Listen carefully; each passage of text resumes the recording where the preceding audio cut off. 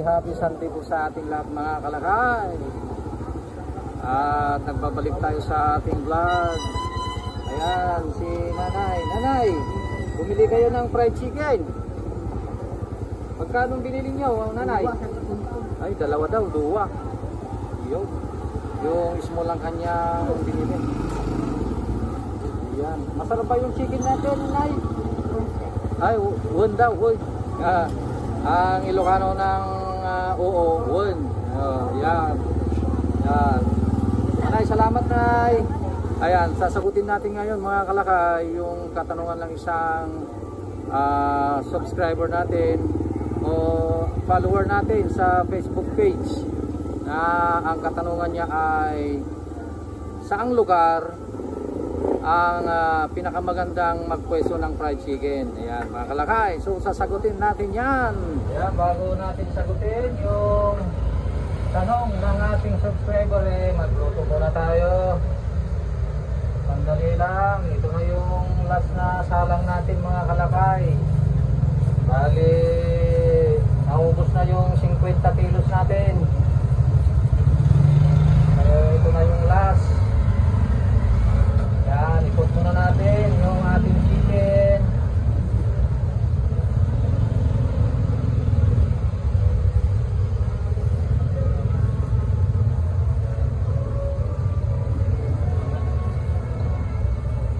Yan.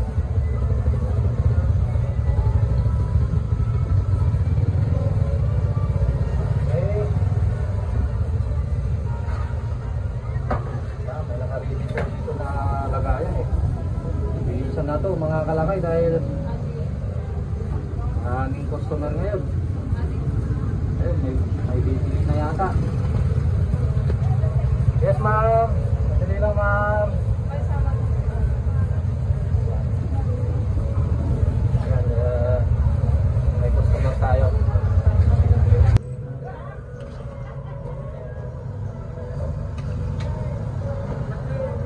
Medyo maitim na yung ating oil mga kalakay, pero hindi pa naman itim na itim yan, kulay siya, pwede pa yan. Kasi ang naluto natin talaga is 50 kilos na, kaya maximum na. Ito ubos. Puno ito, tapos puno ito, mga 50 kilos yung ating dala. So ito, last salang na natin mga kalakay. Salang na natin, last. Initin muna natin mga kalakay. Yan, maluwaluin natin para hindi masunog yung ilalim ng kawa. Masusunog yung mantika pagka hindi natin hinalo.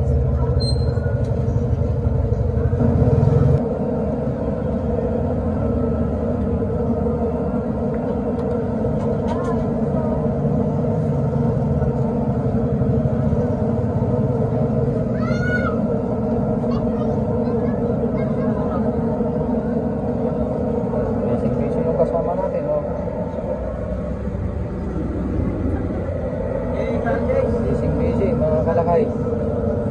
Kaya ito, tayo kailangan busy rin tayo sa pagluluto mga kalakay.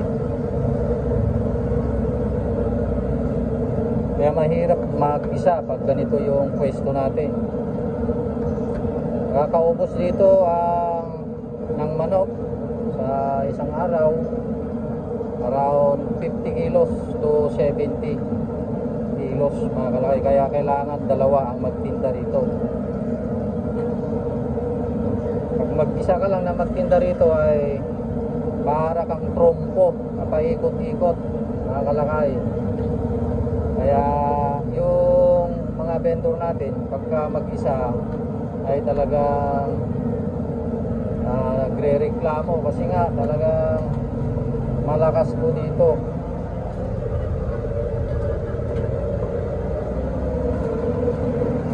Hindi kaya ng mag-isa.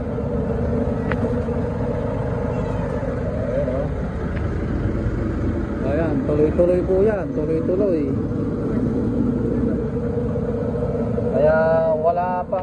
alas 11 wala na tayong iluluto.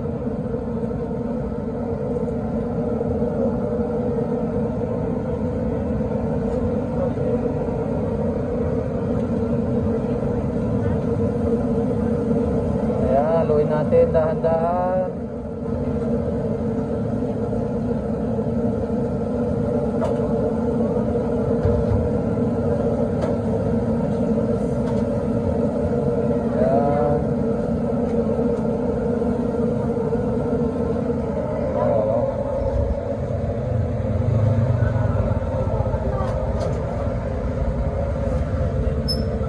Kapag mag-isa ka rito, ewan ko lang kung anong gagawin mo pagka ganyan kadami ang customer. Kasi magagahol ka sa oras pagka nagpukot ka rito, tapos magbibenta ka dyan ganyang karami, hindi ka makakaluto mga kalakay.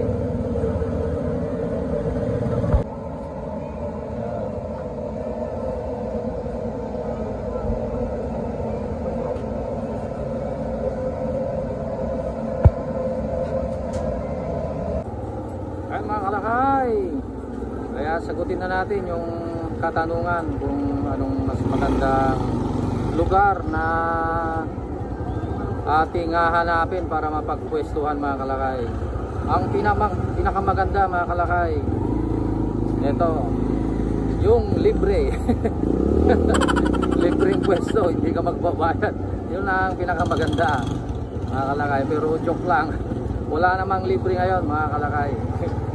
Kaya ito serious na mga kalakay ang marami ang magandang lugar kung saan tayo magpupwesto mga kalakay.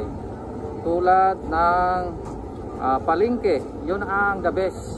Palengke dahil maraming tao diyan.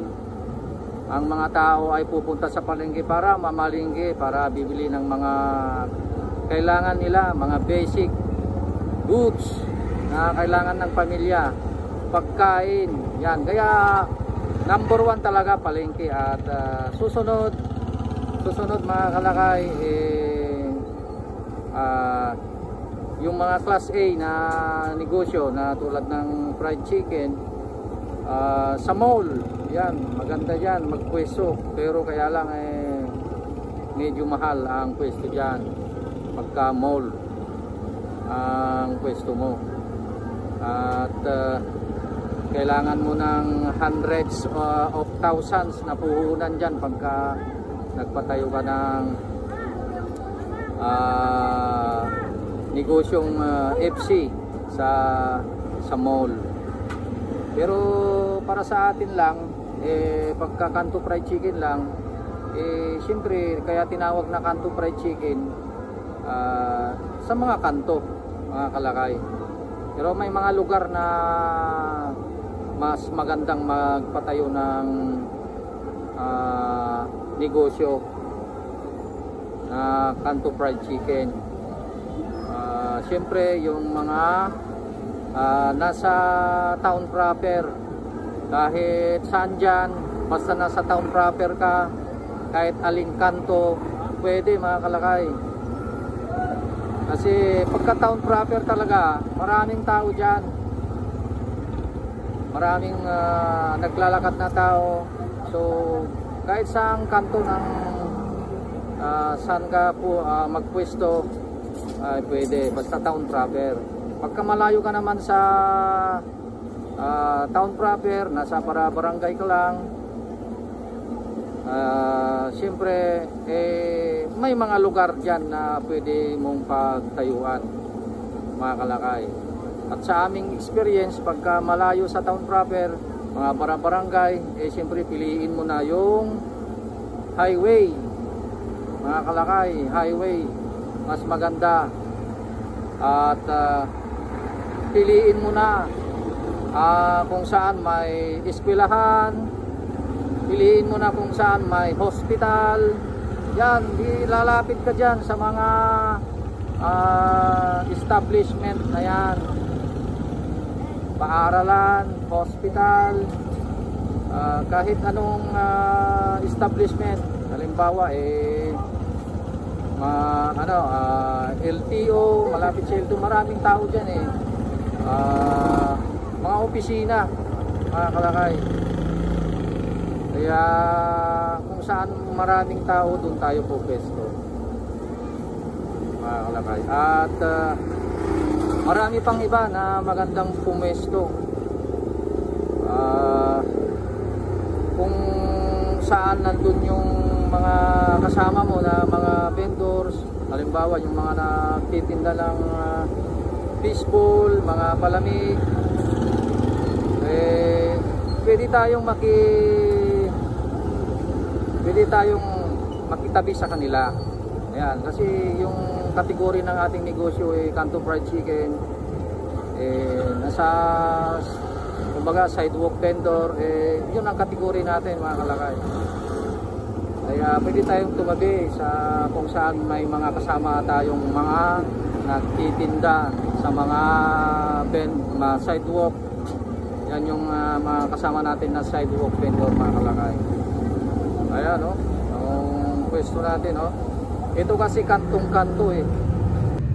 Ayan yung pwesto natin kasi. Oh, tingnan po natin, no? Talagang crossing. Yan. Dito naman paradaan ng tricycle. Crossing po talaga itong pwesto natin dito. Yan. At nandito yung mga public market, dry goods. At merong mall dyan. At yung highway nandyan, banda dyan. Kasi town proper po itong pwesto natin. Yan. Oh, may kasama tayo nagtitinda ng palamig, buko. Oh, ganito yung magandang pwesto, mga kalakay. Ayan, nandyan yung mall, oh, isang mall dyan. At malapit dito yung plaza. Malapit dito yung plaza, yung munisipyo, yung simbahan. Ganon po yung ating pwesto dito.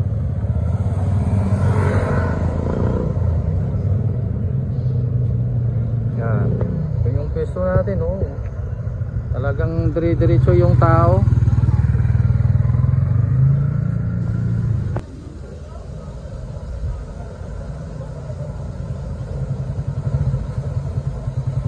Ayan, mga kalakay, dito na yung last salang natin. Magpapahabol tayo. Tatawag ako sa bahay at magdadala sila ng marinated chicken. Kasi talagang ubos na. Wala na, oh.